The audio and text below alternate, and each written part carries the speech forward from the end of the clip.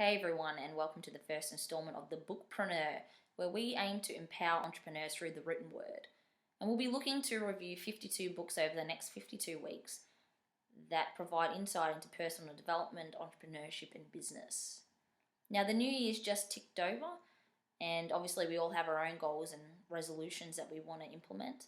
So, what better book to get us started than The Miracle Morning by Hal Elrod, which basically is a step-by-step guide how to create the perfect morning routine and be as productive as possible in chasing our goals from the second that we wake up in the morning.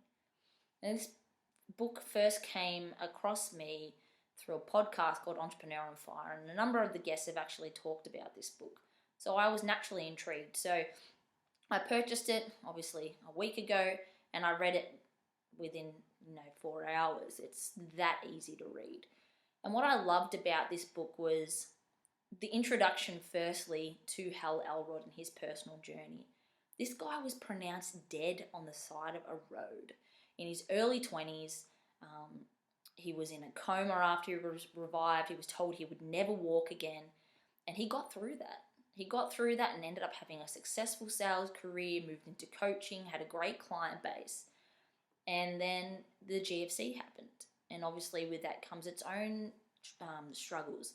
And he ended up going through a bout of depression. And I guess he had the courage to admit that to a friend, because the conversation that came after that, the Miracle Morning, was born out of that conversation.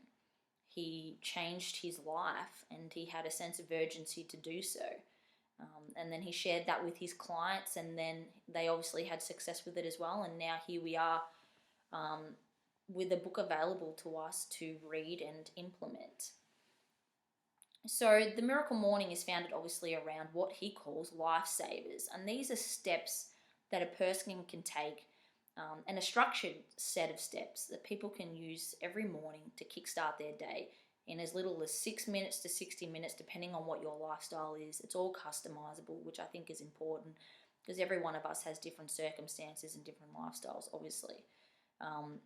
These things that he's recommending are not unusual. They're things that people do every day already, but maybe not all together, maybe not in the morning, etc., etc. So things like meditation, affirmations, reading, exercise, visualization, journaling, etc., etc.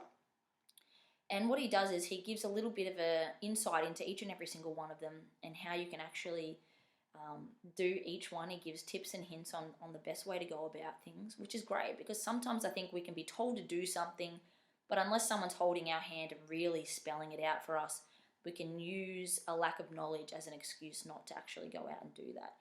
So there's really no excuse here. He lays it all out for you in very, very easy steps.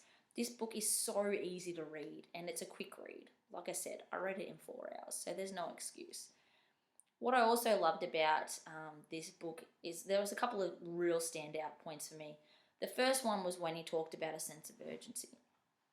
And I think this is something that a lot of us lack in life. We're very comfortable. There's an element of complacency if we have a good job or a semi-decent lifestyle, that there's no real sense of urgency to go out and do something like that.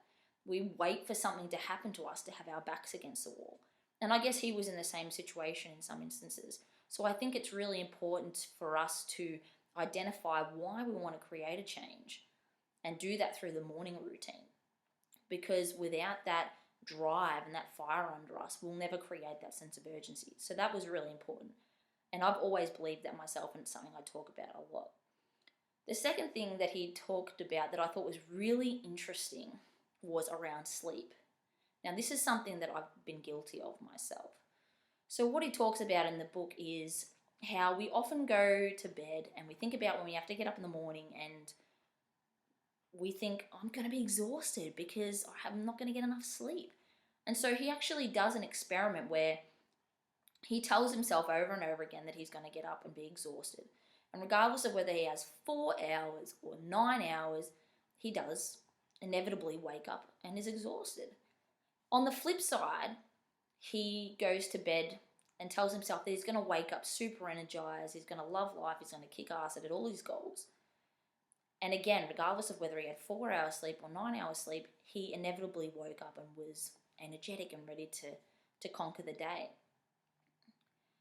This is something that I'm actually going to experiment with myself because I'm very interested to see if it works. I mean, it makes sense, right? Because generally what we tell ourselves is what comes to fruition. So I'll keep you posted on that one. Another thing that I loved about this book was this improvement email that he talks about towards the end. And what I really liked about this was it's something that most of us would probably never do because it really is about getting uncomfortable, which we all know we have to do if we want to be successful. So what Hal Elrod does is he sent an email out to 23 people. Some of these people were his best friends, his mum, business partners, ex-girlfriends, and got them to talk to him about, via email, 3 things that he could improve on. Now, I found it interesting that he went back to his ex-girlfriends, but I think sometimes perhaps they can offer some insight and perspective that maybe you you definitely wouldn't know because you would never have asked them in the past. But I thought that was really interesting, and it's something that I'm actually going to implement myself over the coming weeks because I'll be interested to know some potential helpful insights. This for him was a huge platform for personal development. So I think if any of us take one thing away from this book, besides obviously the Miracle Morning, that would definitely be the key. The other thing that I loved about this book was how he tied it all together with the idea of habit creation. Now, we all know that habits take around 21 to 30 days to create. And I love that he's actually included this in the book because the Miracle Morning is a habit, and it's a habit that we want to create. So I think it's really great that he's talked about this because sometimes I think we can beat ourselves up a bit about, a couple of days in, you may not be feeling the motivation that you felt on day one, which is perfectly normal. And I think sometimes we think we're alone in that, and we're not. Everyone goes through it. It's perfectly normal behavior. The fact that it's touched on just reiterates that. And I think Hal Elrod's done a good thing in addressing that with the reader. I really love this book, and I'm giving it 5 stars out of 5. You can grab a copy from our website, thebookpreneur.net, and if you'd like to find out what we're reading over the coming weeks, you can opt in via our mailing list on the website. Love to hear what you think about the book via Twitter. We're at thebookpreneur, or again, just in the comments below or on the website. If you've got any recommendations, feel free to email us at thebookpreneur@gmail.com. Love to hear some suggestions and look forward to touching base with all of you over social media and via the website in the coming weeks. Catch ya.